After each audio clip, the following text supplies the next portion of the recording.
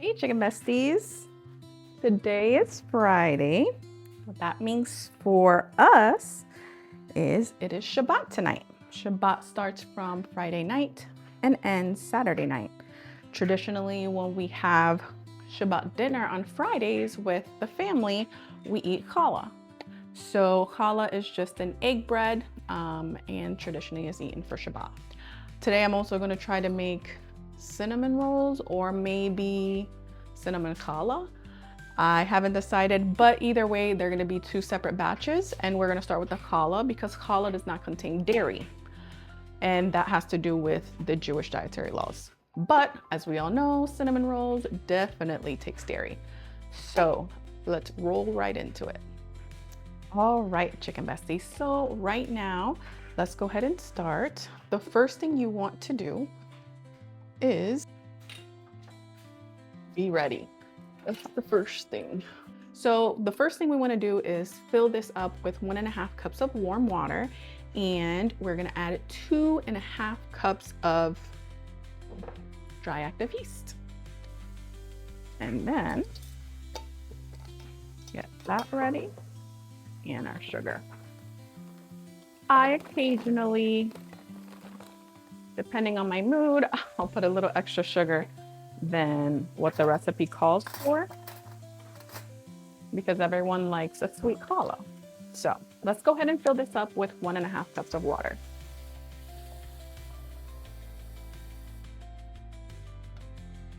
All right, so the water is warm and we are going to put 2.5 tablespoons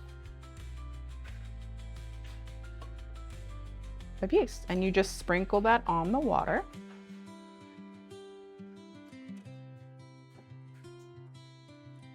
There we go. All right, so we are going to put 3 tablespoons of sugar, or as many as you'd like, but this part is just to activate the yeast. So that's 1, 2, 3, and maybe I'm gonna put 1 more just because I feel like having a sweet challah today. So we are going to mix this up, and then I'm going to put it behind me and let that rise while I'm putting the other ingredients into here. And I'll just set it on here. Usually I set it on there because if I wait too long, it'll overflow and at least it won't make too much of a mess. So we just have bread flour here, just regular. You can use organic, regular, Equate, great value, doesn't matter. We just need some flour. So we need 8 cups of flour. That's gonna make probably 2 challahs. Traditionally, we like to have 2 challahs. Sometimes if I end up making 3, I like to give it away to neighbors or to family. Especially family with little kids because they go crazy. These last 2 cups, I like to leave it out and add little by little. Because it depends on the temperature outside or in your home and the humidity on if you're gonna need a little bit more dough or you're gonna need less dough. So it really depends on the day. Sometimes I use way more than I think that I need, and it's just space. Today, I think my house, I don't know, it's probably like 78 in the house. So, but we will see. Won't know until you mix it.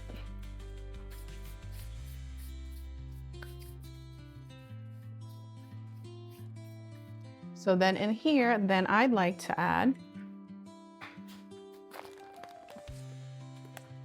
some more sugar. And just a little. So we're just mixing dry ingredients. I'm gonna put 4 tablespoons of sugar. And again, everyone does everything differently in the kitchen.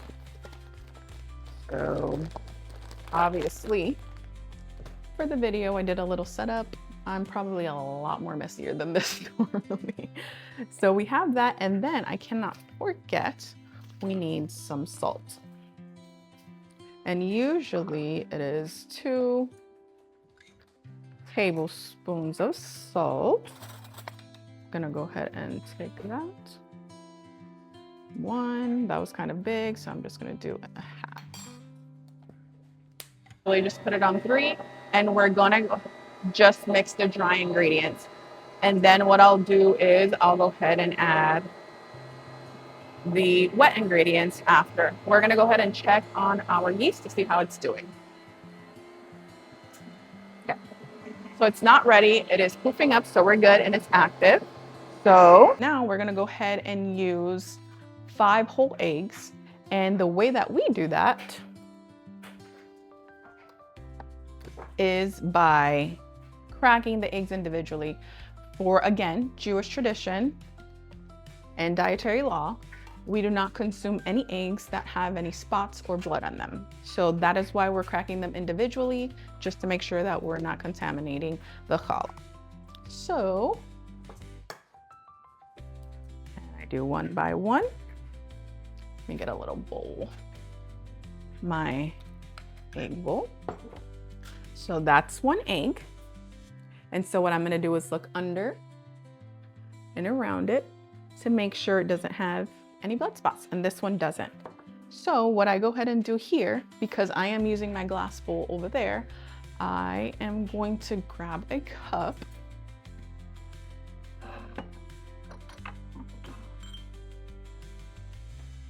So now that we see that, I will actually just collect them in here. Again, I don't want to crack all of them in the same bowl, because if I do and one ends up having a spot, I have to discard of the whole thing. So that was 1, 2,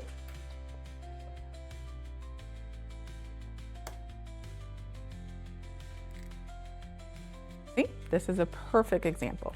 All right, so I got this egg, and now we see it is completely filled with blood spots. Again, this doesn't mean it's a bad egg and no one can eat it or consume it. It's just for Jewish people, we don't consume eggs. It specifically says not to.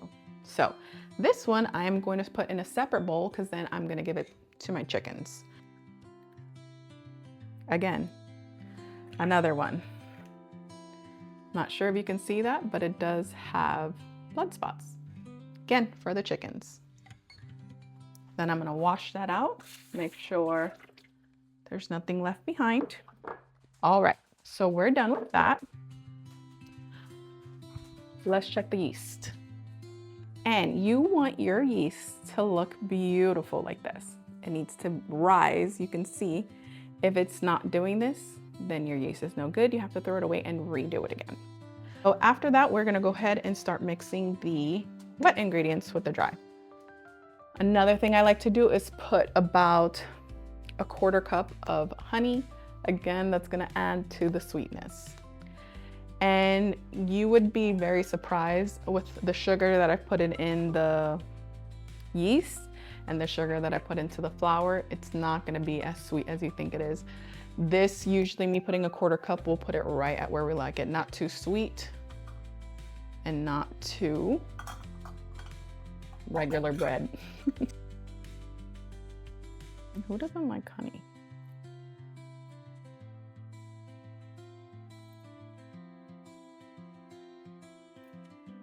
All right. So this is 1/3 cup of honey.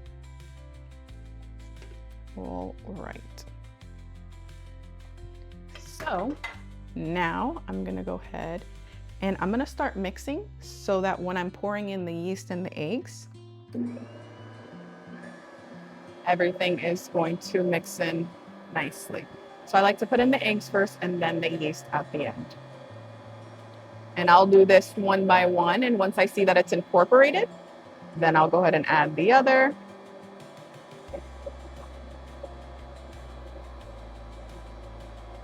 And you'll see as you obviously put it in, it's gonna change the consistency. And then you'll be able to see what your texture is looking like.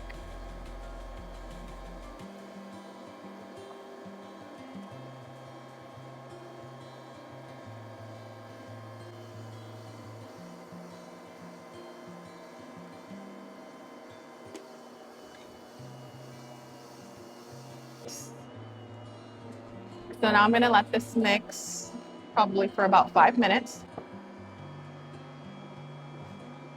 want to let it mix a while so that you can actually see the consistency. Don't just go ahead and pour more flour because it looks mushy and all that. Let's give it a minute.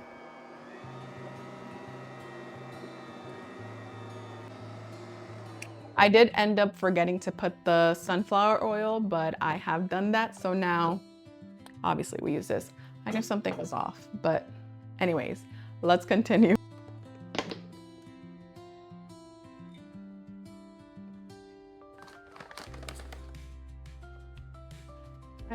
I love this little thing. So I am just going to lightly dust my station. A little moist, but again, I'm going to be adding some flour. And once we finish this and knead it, it's going to not be sticky anymore.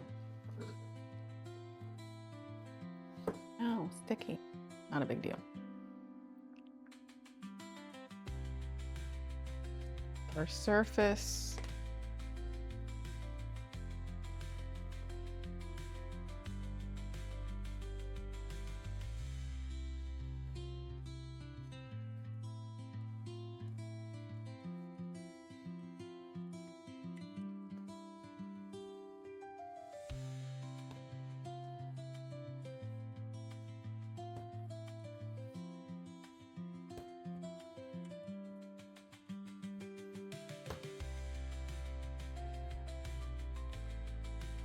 That was a workout. So now we are going to put it into a metal bowl.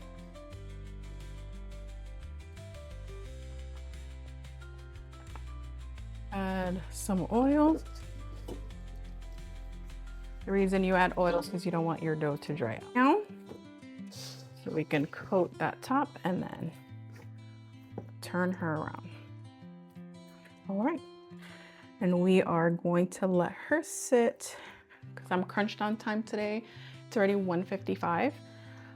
So I'm probably going to do this for maybe an hour and a half.